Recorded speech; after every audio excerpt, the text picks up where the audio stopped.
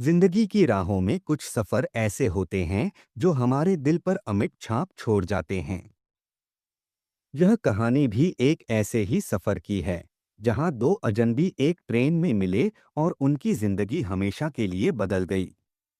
अदिति एक शांत स्वभाव की, किताबों में खोई रहने वाली लड़की थी। वह मुंबई से दिल्ली के लिए ट्रेन से यात्रा कर रही थी। उसे खिड़की के पास वाली सीट मिली थी, जहां वह अपनी पसंदीदा किताब पढ़ रही थी। उसकी दुनिया शब्दों में बसी हुई थी, एक ऐसी दुनिया जहां वह अकेले रहना पसंद करती थी। तभी एक लड़का ट्रेन में आया। उसके हाथ में एक कैमरा था और चेहरे पर मुस्कान।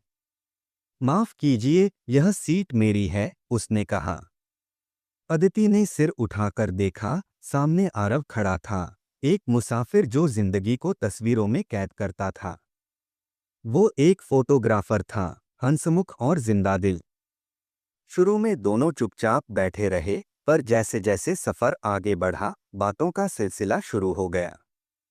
किताबों से लेकर फिल्मों तक, चाय से लेकर ख्वाबों तक, हर विषय पर दोनों की सोच जुड़ती चली गई। अदिति ने पहली बार किसी अजनबी से इतनी बातें की थीं, और आरव को पहली बार किसी की आंखों में इतनी गहराई दिखी थी। सूरज की सुनहरी किरणें खिड़की से भीतर आ रही थीं, और दोनों एक ही हेडफोन से गाने सुन रहे थे। छोटे छोटे लम्हे, हंसी, चाय, खामोशियां, सब कुछ खास लगने लगा था। ट्रेन की हर धड़कन जैसे उनके दिलों को जोड़ रही थी। जब ट्रेन दिल्ली पहुंचने वाली थी, तब एक अजीब सी खामोशी छा गई। शायद दोनों ही समझ चुके थे कि यह सफर अब खत्म होने वाला है।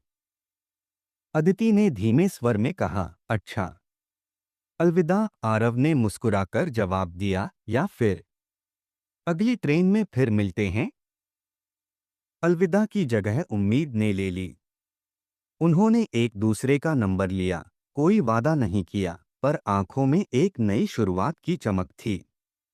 ट्रेन के दरवाजे खुले और दोनों अपनी अपनी मंजिल की ओर बढ़ गए।